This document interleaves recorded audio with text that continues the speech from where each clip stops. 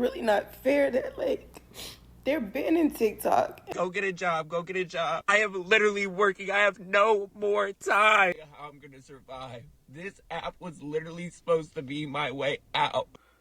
I honestly thought TikTok was destroying America. And I know a lot of y'all had jobs, but for the kids, have y'all ever seen a kid? Have y'all ever took a phone away from a kid who had TikTok? Nigga, they don't even want to eat. They don't want to do nothing. They'll sit there and scroll for 10 hours straight, all on TikTok all day. Hello everybody, welcome back to the Sleepless Talk podcast. It's your host Andre here, and today we're going to talk about the TikTok ban. Is it warranted? Are people overreacting? What to expect after this? So we're going to go into detail and discuss some of these issues. We're also going to watch the remainder of those videos. Those were just previews, but there are quite a few videos that I'd like to go over with you guys and share them with you, and we can kind of discuss as to whether or not, you know, there are some interesting and strong points in these videos, strong arguments, or whether or not, you know, this will all blow over and, you know, it's really nothing to worry about. Anyhow, without any further ado, let's get right into it. So this was one of the updates that was released. Yeah, so then what happens is now, if you try to log in on TikTok, and I know because I have a TikTok account as well. So if you try to sign on TikTok right now, what happens is you'll see this right here. Sorry, TikTok isn't available right now. A law banning TikTok has been enacted in the US. Unfortunately, that means you can't use TikTok for now. We are fortunate that President Trump has indicated that he will work with us on a solution to reinstate TikTok once he takes office. Please stay tuned. And on that subject, a lot of people are hoping, right? A lot of people are hoping that President Trump can, in fact, reach some type of solution, some type of agreement with the creators of TikTok, and so that the app could be reinstated. Obviously, it's impacted many people. TikTok has become very popular, especially during the COVID pandemic. So what we're going to do is we're going to play the entire video first, right? And I'm probably going to watch another video too, and we're going to kind of just digest that a little bit and discuss whether or not, like I said, some of these reactions are warranted or not. The videos I played earlier were just previews. They're much longer than that, so let's get right into it. It's really not fair that, like, they're banning TikTok. And I know it's dramatic as hell that I'm crying, but I just seen the video of the girl that made the renegade dance. Yeah, how I'm gonna survive. This app was literally supposed to be my way out.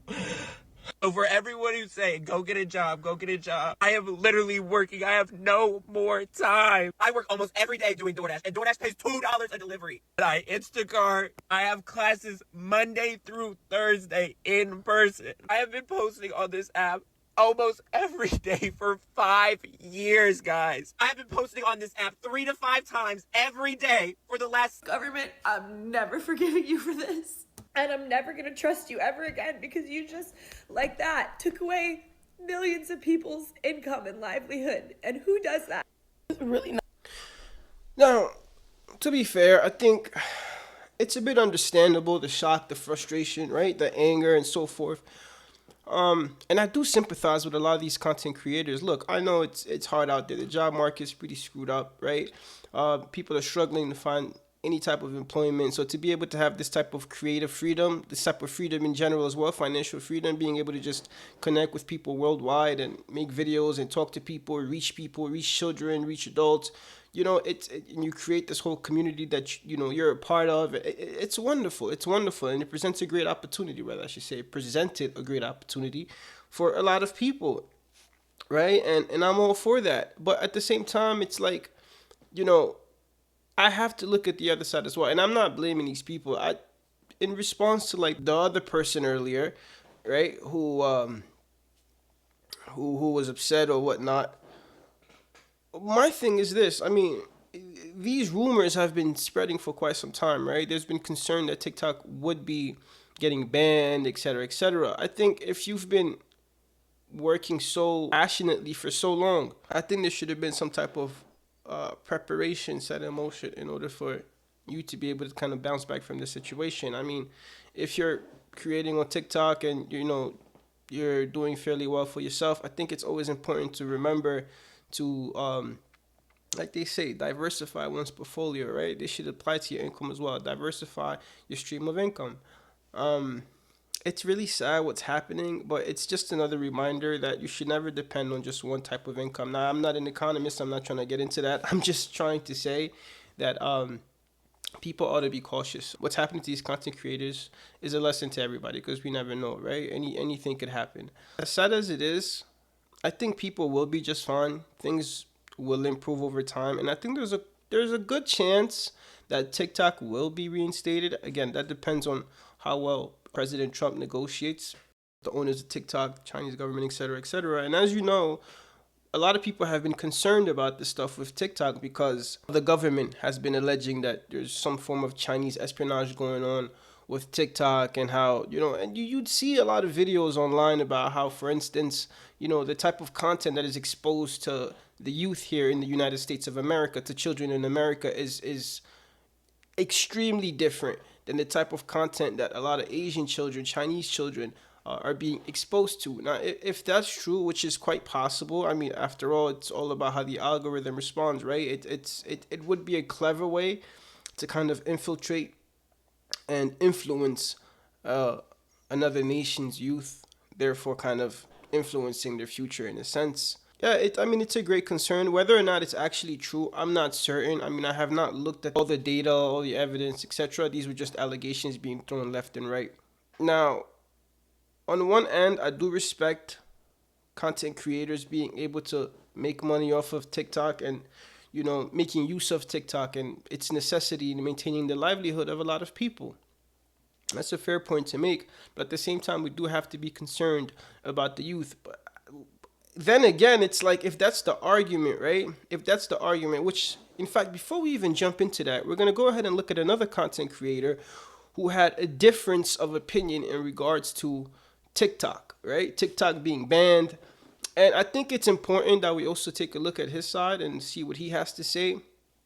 And then we can kind of reflect on both sides of the argument. I think that's fair, rather than just me offering my entire argument all the way.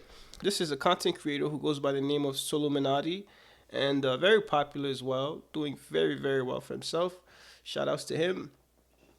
But he offered a very different opinion than what many people were voicing. So let's go ahead and take a quick listen. Now y'all about to be on y'all knees begging Trump to bring TikTok back when you was just saying fuck him, right? You about to be on your knees dick sucking like shit. Get ready. Get some lotion, anything you need, because you about to be dick sucking the fuck out of Trump. It's tough. Now listen, I want to tell y'all this straight up. I had no connection with TikTok, but I know what people is going through. And on a serious note, I honestly thought TikTok was destroying America. And I know a lot of y'all had jobs, but for the kids, have y'all ever seen a kid? Have y'all ever took a phone away from a kid who had TikTok? Nigga, they don't even want to eat. They don't want to do nothing. They'll sit there and scroll for 10 hours straight, all on TikTok all day. Soon as you take it away from them, they don't want to even get up off. They don't want to do nothing. They got attitudes. Bro, TikTok was destroying kids, bro. Everybody know this. Man, if you had a little sibling, if all they do is be on TikTok 24/7, and then you got all the sexual shit that came out of nowhere, random shit popping up. Y'all know how TikTok had all the Bro, TikTok was out of control. I'm not lying to y'all. TikTok was out of control, and the number one thing it was targeting was the kids, bro. Now, look, that's tough because whenever you're talking about children, right? Whenever you're talking about kids, everybody gets real passionate about it. Everybody's concerned. We obviously all want what's best for children. And that's our job. That's our responsibility as adults, is to guide them and protect them. However, I find that, while I do agree, I think this is not just a TikTok issue, it's a social media issue in general, right? So I don't think it's fair, in my opinion, to just scapegoat TikTok. Now, whether or not TikTok was worse than other forms of social media in regards to this particular issue, right? Like how it influences kids, that's a separate argument, right? But the fact of the matter is this, bro, like all types of social media influences kids. And, it's interesting because his argument, right, when he says, they could sit there and scroll for 10 hours straight. They don't eat. That's a fair point. And I think this is where we start kind of getting into the whole generational thing, right? Because, for instance, TikTok is something that's kind of like new to kids, right? It's like a new platform. It's something that's new to them. The same way video games, right? If you guys are like in your 20s, pushing 30s, 40s, whatever, maybe even 50s, right? There was a point in time where there was something new in your life, in your generation, right? And that was what? Video games, right? From the Nintendos to the Sega Genesis and all that extra stuff, and then the PlayStation and then the Xboxes, etc. So that was for you guys. And that's actually like for my generation too, in a sense, right? Like video games and stuff like that was something, well, at least the development of video games that predated what we have right now, right? So basically, like the PlayStations, the Super Nintendos, that games that were pushed like the '90s era, pushing 2000. Anyhow, my main point is this: the same way he argues, right, and says that these kids could stay on there for 10 hours. It's the same way I would hear my grandmother tell me, right? Like, hey, you guys got to be careful with video games because, it's addictive. A lot of kids are playing video games, and some of them, even pass. And that's true. We've seen this. We've heard of stories like this. You could read up articles on, kids passing out while playing video games because they haven't been able to sustain their supplemental needs. They're not eating, in other words, because they're just so focused on the game, etc., etc. And I think it's a similar argument that this gentleman is making, right? So then what does that mean? I think that means that parents have to take a more active role, right? Parents have to take a more active role in how they, monitor their children. And I think TikTok probably should be reinstated. I mean, and I think it will be reinstated in due time. I don't think it's going to remain banned for long because, to be quite frank with you, it's very popular, right? It has a huge fan base and it has a lot of benefits. Short form content has been able to keep a lot of people attracted to it, has been able to keep a lot of people attention to it, and has been able to have people, collaborate and connect throughout the world. And in fact, we could even take a different side of it. TikTok has been instrumental as well in motivating political involvement and actions, right? Much like other forms of social media, like, Facebook, YouTube, the Instagrams, X, all of these platforms could be vastly beneficial to society. So it's not really just about the worst of the worst that could happen with these apps, but it's also about how you make use of them, right? And on that topic, so that's one of the reasons why I believe it should be reinstated, and I don't really have a problem with it. Now, on the topic of TikTok having a super deep influence on children, like I said earlier with the example my grandma gave me, right? It's the same thing. I think for me, it's all about how well we monitor children. Like if I have kids, I would not be comfortable with them just, exploring TikTok for hours and hours. I mean, at some point, you have to be an involved parent.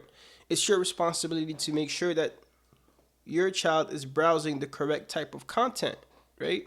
And on top of that, you should also aim to be like an active parent in their life, right? Rather than just letting them. And I know kids could be a bit of a headache, but that idea of just letting them wander off and just explore the web on their own is almost as careless as letting your child walk outside and just go on about their way. Like they go out to play anywhere, they go walk to a different borough. For instance, like if you lived in New York City, allowing your children to go walk to a different borough on their own, or it's insane.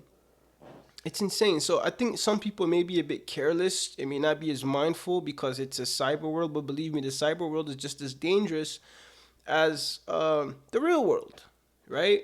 As a matter of fact, even people that are older, right, than just, young kids or whatnot, even teenagers. There's been stories of teenagers, unfortunately meeting their ends after, navigating through the web, whether it was to meet a stranger for a date, etc., etc. And that's just not for children. That's just not for teenagers. But these are dangers that should be considered by even adults as well. Being mindful of how you maneuver on social media. Plenty of people have lost their lives because they were too open about themselves on social media, their lives, their locations, etc., etc. So these dangers are there and present, but I don't think it's fair to scapegoat TikTok and make it as though it's just TikTok, TikTok, TikTok. A lot of the dangers that are on TikTok are also on different forms of social media, different platforms, and that is a fact, right? That is a fact. It's an absolute fact. So, and I don't know if that's because, if you ask me, I think this is a way for the United States government to pressure China. Now, I'm not sure what kind of deal the United States would be aiming for, or what type of solution that would, make them happy, right? The United States government, and then would allow for them to reinstate TikTok. I don't know yet. We would have to wait and see after President Trump is inaugurated, and once he's fully set in office and really running things, then we would be able to see what the resolution will be. As of right now, we're still in limbo. We don't know much, but we're waiting to see. But like I said, if you're really concerned about TikTok coming back, rest assured, it more than likely. I give it an 8 out of 10 chance that TikTok will come back. As far as the other concerns, look, I don't think that's right, and there's going to be other platforms that are going to come along. I think this one, TikTok, like I said, is mainly scrutinized because it's a reflection of the Asian government, and you have, the Chinese government having issues with the United States government, a whole lot of tension, a whole lot of accusation of cyber espionage. They're spying on us, they're stealing data and stuff like that. You usually get a lot of these accusations prior to certain types of actions being taken place, like banning TikTok. I think without those accusations set in place initially, it would have been very hard for the United States government to even move forward and make that happen. So there's always a precedent set ahead of time, right? We have to assassinate one's character first. In this case, it was a corporation. We have to assassinate their character before we eliminate them. So again, I think things will pick back up. There's no need to freak out. Please, please, please don't freak out. If you're a content creator, you happen to see this, if you know a content creator that you follow or whatever, just reassure them things will be fine. There's no need to freak out. With that being said, this is the end of this video. I hope you guys enjoy the content, and if you did, like, comment, subscribe, and don't forget to hit the notification bell. It helps me out tremendously. As I've stated before, I'm a small channel, so any little bit helps. Be sure to do one of those 4 things or all of them. And with that being said, I hope you guys have a good one. Love you guys. Take care, and I'll catch you in the next one. Ciao.